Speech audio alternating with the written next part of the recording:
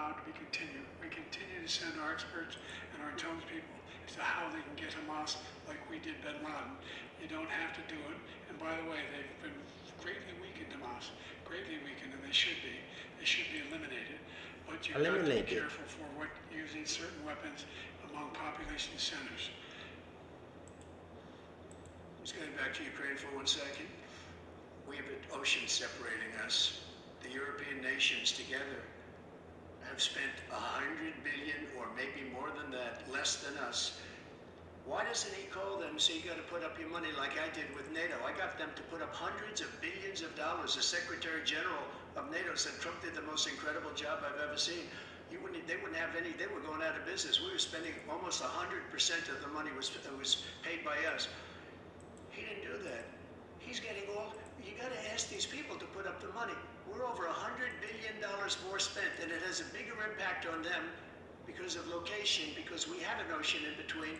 You got to ask them. As far as Israel and Hamas, Israel's the one that wants to go. He said the only one who wants to keep going is Hamas. Actually, Israel is the one, and you should let him go and let him finish the job. He doesn't want to do it. He's become like a Palestinian, but they don't like him because he's a very bad Palestinian. He's a weak one. President Biden, you have a minute.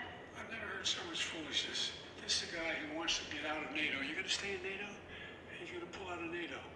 The idea that we have, our strength lies in our alliances as well. It may be a big ocean, but if we're able to avoid a war in Europe, a major war in Europe, what happens if, in fact, you have Putin continue to go into NATO?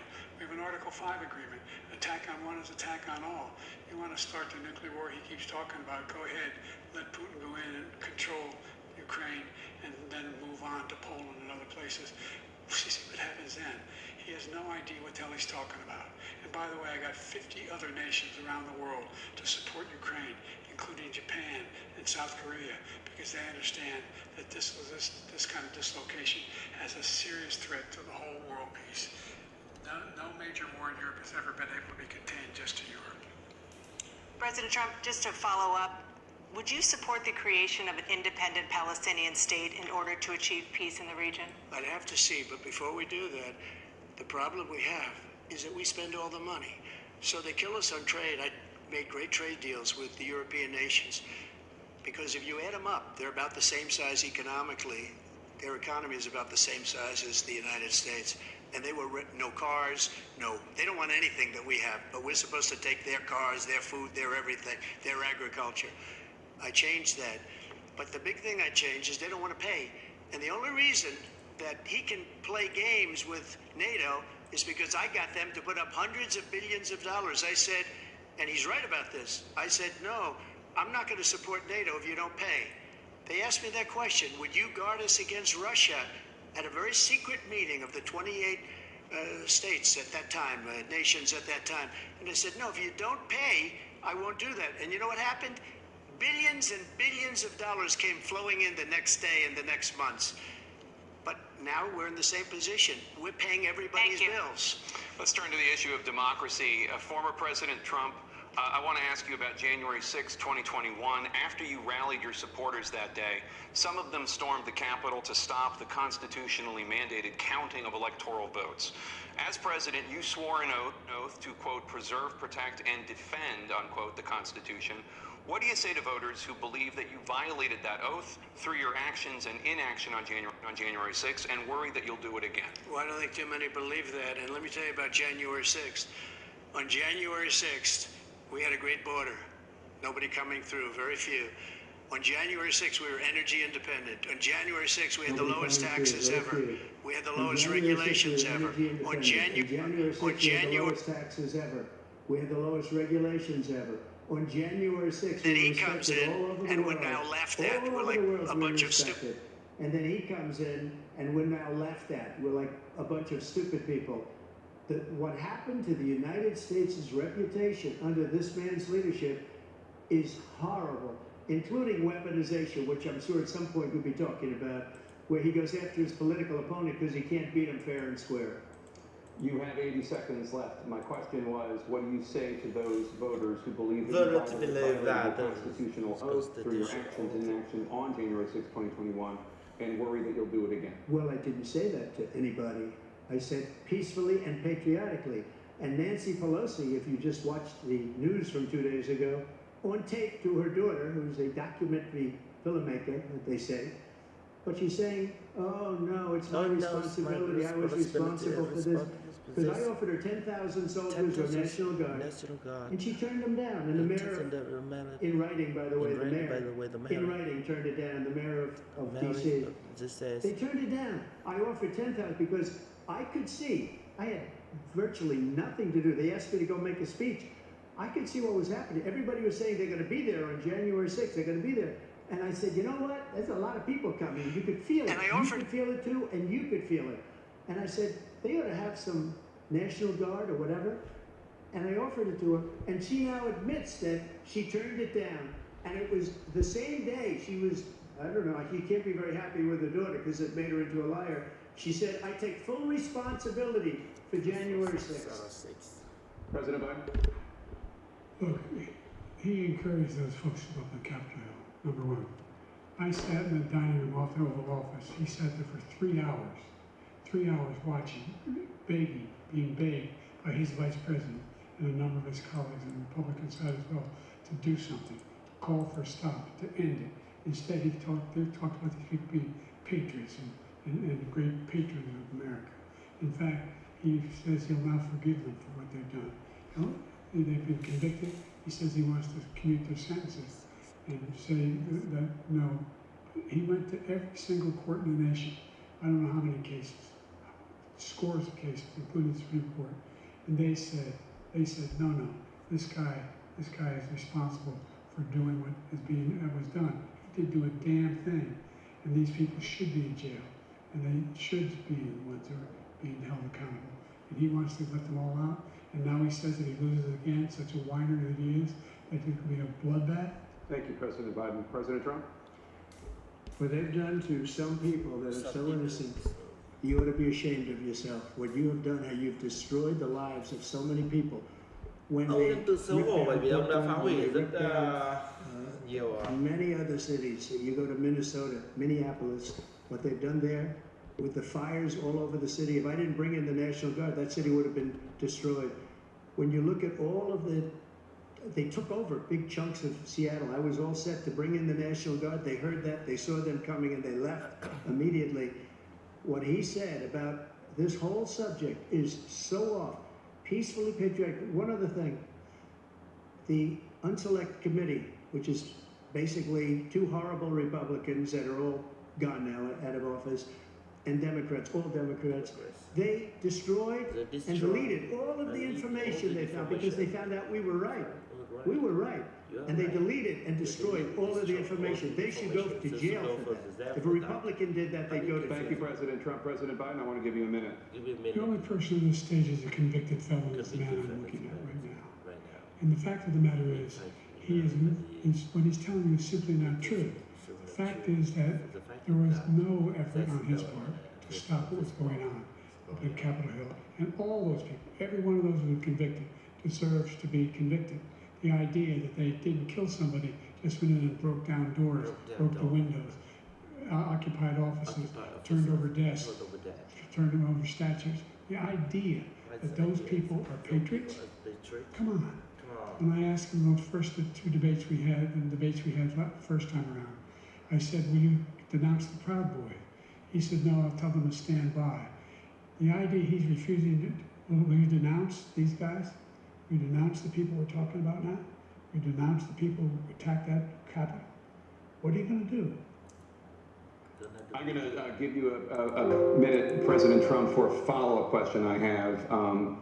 After a jury convicted you of 34 felonies last month, you said if reelected, you would, quote, have every right to go after, unquote, your political opponents. You just talked about members of the Select Committee on January 6th going to jail. Your main political opponent is standing on stage with you tonight. Can you clarify exactly what it means about you feeling you have every right to go after your political opponents? Well, I said my retribution is going to be success. We're going to make this country successful again, because right now it's a failing nation. My retribution is going to be success. But when he talks about a convicted felon, his son is a convicted felon at a very high level. His son is convicted, going to be convicted probably numerous other times.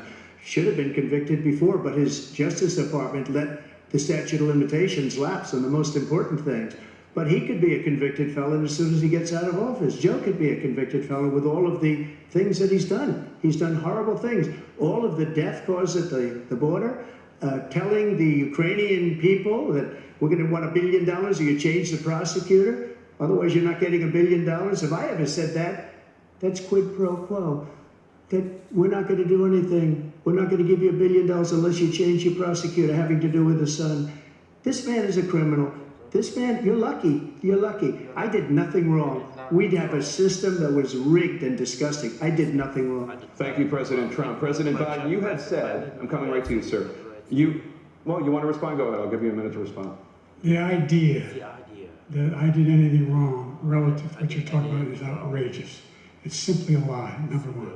Number two, the idea that you have a right to seek retribution against any American just because you're president is wrong. It's simply wrong. No president's ever spoken like that before.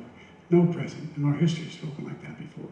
Number three, the crimes that you are still charged with, and think of all the civil penalties you have. How many billions of dollars do you owe in civil penalties for molesting a woman in public, for doing a whole range of things, of having sex with a porn star on the night while your wife was pregnant? I mean, what are you talking about?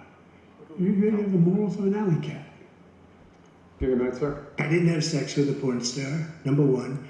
Number two, that was a case that was started and moved. They moved a high-ranking official, a DOJ, into the Manhattan DA's office to start that case. That case is going to be appealed and won. We had a very terrible judge, a horrible judge, Democrat. The prosecutor were all high-ranking Democrats, appointed people, and both the civil and the criminal. He basically went after his political opponent because he thought it was going to damage me. But when the public found out about these cases, because they understand it better than he does, he has no idea what these cases are. But when they found out about these cases, you know what they did? My poll numbers went up, way up. You know that because you're reporting it. And we took in more money in the last 2 weeks than we've ever taken in the history of any campaign. I don't think any campaign has ever taken. Hundreds of millions of dollars came pouring in because the public knows it's a scam and it's a guy that's after his political opponent because he can't win fair and square. Thank you, President Trump. President Biden, you have said, quote, Donald Trump and his MAGA Republicans are determined to destroy American democracy. Do you believe that the tens of millions of Americans who are likely to vote for President Trump will be voting against American democracy? The more they know, he's done. And there's a lot more coming. He's got a lot of cases down the road coming around. He's got a whole range of issues he has to face. I don't know what the juries will do, but I do know he has a real problem. And so the fact that, could you ever think you heard any president say that I'm going to seek retribution? You ever hear any president say that I thought Hitler had some good ideas? What got me involved to run in the first place after my son had died, I decided in Iraq, because of Iraq, I said I wasn't going to run again until I saw what happened in Charlottesville, Virginia.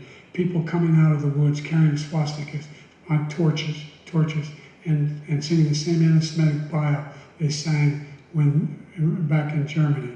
And the young woman got killed. I spoke to the mother, and they asked him. They said, "What do you think of those people? The people the ones who got killed, the one who tried to stop it, and the one," he said, "I think they're fine people on both sides." What American president would ever say, Nazis coming out of fields carrying torches, singing the same anti-Semitic bile, carrying swastikas, were fine people? This is the guy who says Hitler's done some good things. I'd like to know what they are. The good things Hitler's done, that's what he said. This guy has no sense of American democracy. President Trump. Jake, both of you know that story has been totally wiped out because when you see the sentence, it said 100% exoneration on this. So he just keeps it going. He says he ran because of Charlottesville. He didn't run because of Charlottesville. He ran because it was his last chance. He's not equipped to be president. You know it, and I know it. It's ridiculous. We have a debate. We're trying to justify his presidency. His presidency is, without question, the worst presidency in the history of our country. We shouldn't be having a debate about it. There's nothing to debate. He made up the Charlottesville story, and you'll see it's debunked all over the place. Every reasonable anchor has debunked it. And just the other day it came out where it was fully debunked. It's a nonsense story. He knows that, and he didn't run because of Charlottesville. He used that as an excuse to run. President Biden? And debunk. It happened. All you have to do is listen to what was said at the time. And the idea that somehow that's the only reason I ran.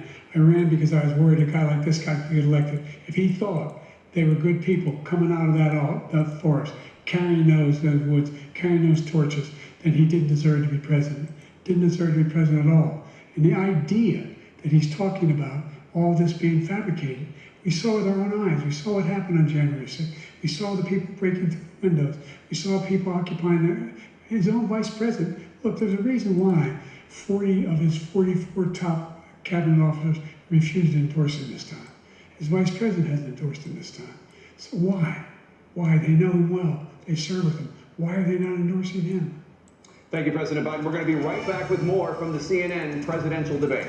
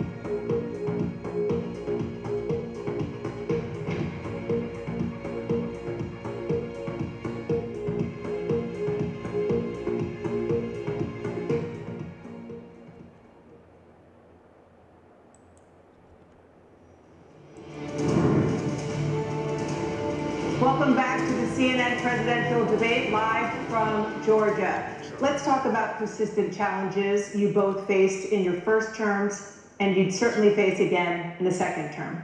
President Biden, While black unemployment dropped to a record low under your presidency, black families still earn far less than white families. Black mothers are still 3 times more likely to die from pregnancy-related causes, and black Americans are imprisoned at 5 times the rate of white America. Avoid the Americans.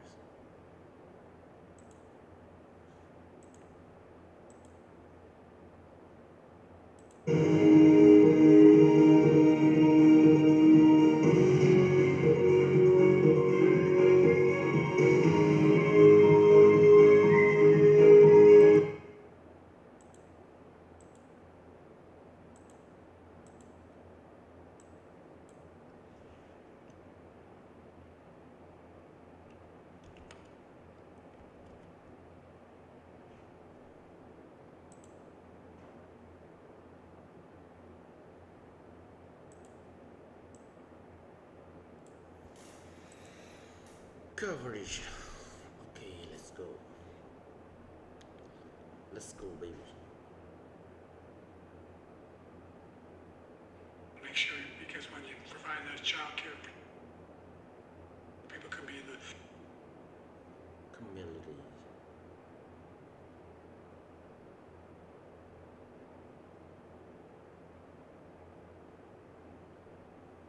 Moderators. Okay.